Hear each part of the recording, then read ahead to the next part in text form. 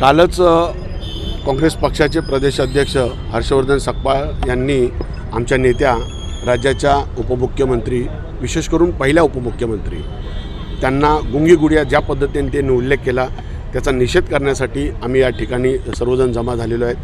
ती पुरुषप्रधान संस्कृती ही काँग्रेसने परत एकदा दाखवून दिलेली आहे। आपल्या राज्यात पहिल्या मुख्यमंत्री उपमुख्यमंत्री बनण्याचा मान मिळाल्यानंतर आपण त्यांचा सन्मान केला पाहिजे, परंतु या काँग्रेसवाल्यांची करणी आणि कथनी ह्याच्यामधला फरक परत एकदा दिसून आलेला आहे। म्हणून त्यांचा निषेध करण्यासाठी आम्ही सर्व एंटायर राष्ट्रवादीची नवी मुंबईची टीम आहे ती इथं उपस्थित झालेली आहे आणि आम्ही जाहीर निषेध केलेला आहे। आमची तुमच्या माध्यमातून एकच विनंती सांगणार आहे, त्यांनी आदरणीय ताईसाहेबांची माफी मागितली पाहिजे। जर त्यांनी माफी नाही मागितली तर परत पुढच्या 8 दिवसांनी आम्ही या ठिकाणी सकपाळांचा पुतळा जाळू आणि त्याच्याही नंतर जर नाही झालं नंतर नवी मुंबईत कधी चुकून त्यांचा प्रवास ठरला दौरा ठरला तर आम्ही त्यांना रस्त्यावर फिरू देणार नाही, एवढी तुम्हाला ग्वाही देतो।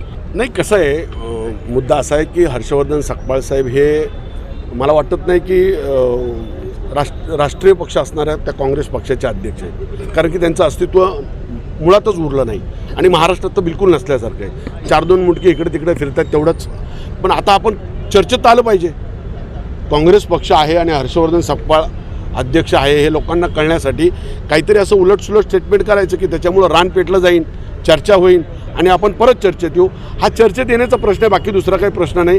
काय कन्स्ट्रक्टिव्ह त्यांनी काम केलं असेल, जनतेच्या विषयी त्यांनी विरोधी पक्ष म्हणून काय आंदोलन केलं असेल, कारण की महायुतीचं सरकार हे अतिशय चांगल्या पद्धतीने आणि प्रत्येक मोर्चावर काम करतं आहे। त्याच्यामुळे त्यांच्याकडे जनतेच्या विरुद्ध बोलण्यासाठी किंवा सरकारच्या विरुद्ध बोलण्यासाठी असेच कोणतेच मुद्दे नाहीत, म्हणून ह्या उचापत्या करण्याचा उद्योग आहे त्यांचा, दुसरा काही नाही। सांगायची काय गरज आहे, अख्ख्या देशाला माहिती आहे। तुम्ही मला सांगा ना काँग्रेसचं काय राहिलेलं आहे आज महाराष्ट्रामध्ये, त्यांचं अस्तित्व काय तुम्ही सांगा। फार मोठं अस्तित्व असतं। आज इथून तुम्ही सुरुवात केलं मुंबईपासून ते तुम्ही नागपूरपर्यंत जा, चुकून अपवादात्मकमध्ये एखादी महानगरपालिका किंवा एखादी पंचायत समिती एखादी जिल्हा परिषद असेल तर मिळेल। राज्यात तर नाहीच बिलकुल सत्ता, पण आणि त्यांनी विचार करू नये पुढचे 25 वर्ष आदरणीय देवेंद्र फडणवीस साहेबांच्या नेतृत्वामध्ये, आदरणीय एकनाथ शिंदे साहेबांच्या नेतृत्वामध्ये आणि आमच्या आदरणीय ताईसाहेबांच्या नेतृत्वामध्ये महायुती सरकार अतिशय चांगल्या पद्धतीने विविध योजना राबवते, जनतेच्या विकासासाठी काम करते। समाजातला शेवटचा घटक जो आहे त्याला कशा पद्धतीने सरकारच्या योजना मिळतील, सरकारचा लाभ मिळेल, सरकारचा आधार मिळेल अशा पद्धतीने ते काम करतात, ती फार मोठी गोष्ट आहे। हे तुम्हाला प्रकर्षाने लोकांना, सामान्य जनतेपर्यंत जाऊन बघा तुम्ही। एवढं मोठं महाराष्ट्रामधून लोकांना दिसतं आहे, प्रत्येक विषयामध्ये यश मिळते, ते फार महत्त्वाचं आहे ना, कामाचीच पावती आहे ना ती महायुती सरकारची। महाराष्ट्र राज्यातल्या महिला पहिला उपमुख्यमंत्री सन्माननीय आदरणीय सुनेत्रा वहिनी पवार यांच्यावरती अगदी खालच्या पातळीवरती म्हणजे गुंगीगुडिया अशा वक्तव्य करणाऱ्या काँग्रेस पक्षाचं या ठिकाणी मी महिला आघाडीकडनं सर्वप्रथम मी जाहीर निषेध करते।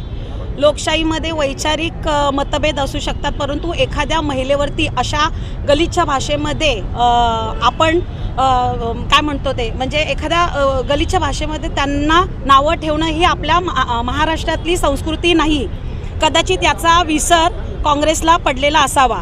कदाचित हे आपल्या सर्वांना माहिती आहे की स्वर्गीय इंदिराजी गांधी ह्यासुद्धा यांनासुद्धा त्यांच्या तत्कालीन परिस्थितीमध्ये गुंगीगुडिया असा संबोधित केला होता, परंतु त्याच एका म्हणजे पंतप्रधान झाल्या आणि त्यांनी खूप उत्तम प्रकारचं काम त्या ठिकाणी करून दाखवलं आहे। आज हा जो अपमान आमच्या ताईंचा झाला हा केवळ आमच्या ताईंचा अपमान नाही तर समस्त लाडक्या बहिणींचा अपमान आहे, त्यांच्या कर्तृत्वाचा अपमान आहे आणि याचा जो बदला आहे आम्ही बहिणी येणाऱ्या काळामध्ये त्यांना करून दाखवणार आहोत। आणि जर माफी मागितली नाही तर आम्ही आमच्याकडनं बांगड्या त्यांना पाठवणार आहोत। सकपाळ यांना त्यांच्या आणि वडेट्टीवार यांना आम्ही साडी चोळीचा आहेर त्यांना आमच्या राष्ट्रवादी काँग्रेस महिला संघटनेकडनं आम्ही पाठवणार आहोत।